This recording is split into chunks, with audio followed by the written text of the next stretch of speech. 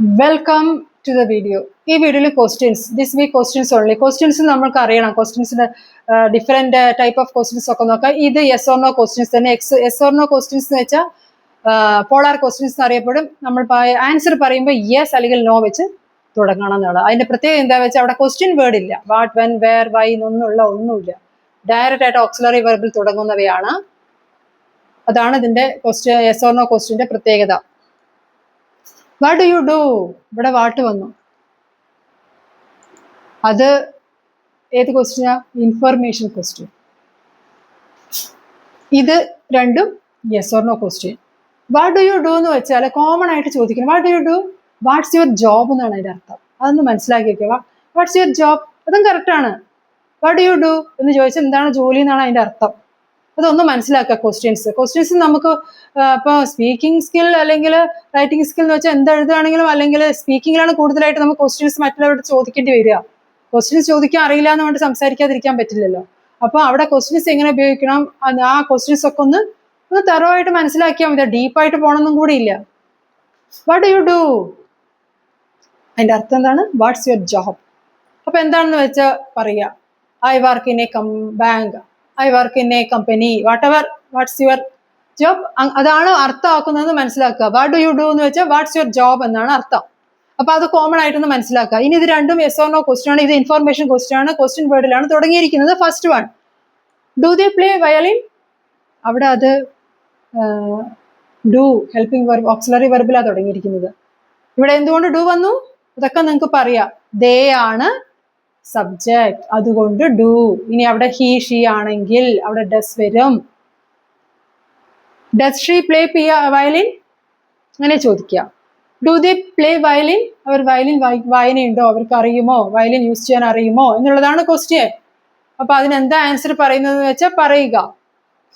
Do your parents speak Tamil, നിന്റെ parents Tamil സംസാരിക്കുമോ എന്നുള്ളതാണ്. Yes they do അങ്ങനെ പറയണം.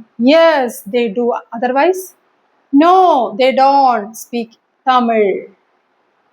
അങ്ങനെ ആൻസർ പറയുക. അതൊക്കെയാണ് ഇവിടെ നിങ്ങൾ ശ്രദ്ധിക്കേണ്ടത്. ക്വസ്റ്റ്യൻസിന് നിറയെ മാക്സിമം ക്വസ്റ്റ്യൻസ് ഒക്കെ സിമ്പിൾ ക്വസ്റ്റ്യൻസ് ഒക്കെ മനസ്സിലാക്കി അതിനെ റിപ്പീറ്റ് ചെയ്ത് നിങ്ങൾ തന്നെ നിങ്ങളുടെ മനസ്സിൽ, കാരണം നിങ്ങളുടെ ലക്ഷ്യം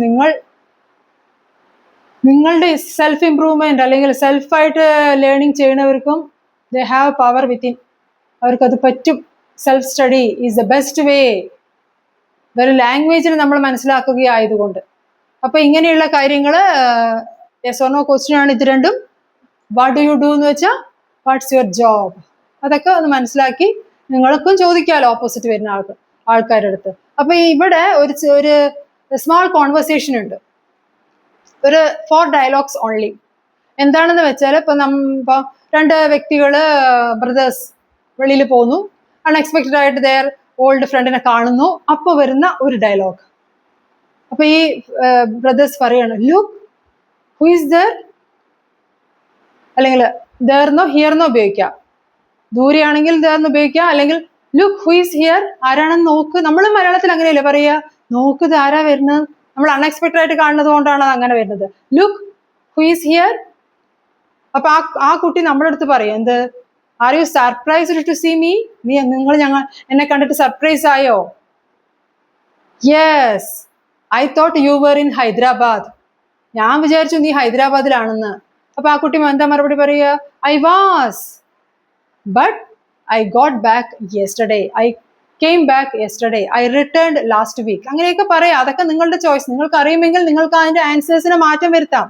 ഇത് തന്നെ മനസ്സിലാക്കണം എന്നില്ല. അതുകൊണ്ട് പക്ഷെ go through lots of conversations, then only your speaking skill will improve, and side by side grammar also to improve your writing. അങ്ങനെ ആ ഒരു കോൺവെർസേഷൻ നോക്കുക. എന്തായിരുന്നു അത്? Look who is here. അപ്പൊ ആ കുട്ടിന്റെ പ്രതികരണം. സെക്കൻഡ് ഡയലോഗ് എന്താ? Are you surprised to see me, are you surprised to see me. Yes I thought you were in Hyderabad. Yes I was but I got back yesterday, but I return last week.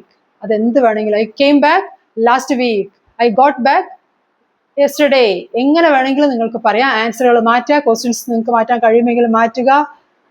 Thorough ആയിട്ട് കോൺവെർസേഷനിൽ മുന്നോട്ട് പോവുക. അപ്പോൾ അതിനൊന്നും ഒരു റെസ്ട്രിക്ഷനും ഇല്ല. ഏത് ഇപ്പോൾ ഞാനൊക്കെ എന്താണ് മലയാളം മീഡിയത്തിൽ പഠിച്ചു. എൻ്റെ അച്ഛനും അമ്മയും ഗവൺമെന്റ് സ്കൂൾ ടീച്ചേഴ്സ് ആയതുകൊണ്ട് തന്നെ അവർ ഏത് സ്കൂളിൽ വർക്ക് ചെയ്തോ അവിടെ തന്നെ പഠിച്ചു. ഞങ്ങളൊന്നും ഉള്ളപ്പോൾ ഇംഗ്ലീഷ് മീഡിയം ക്ലാസ്സേ ഉണ്ടായിരുന്നില്ല.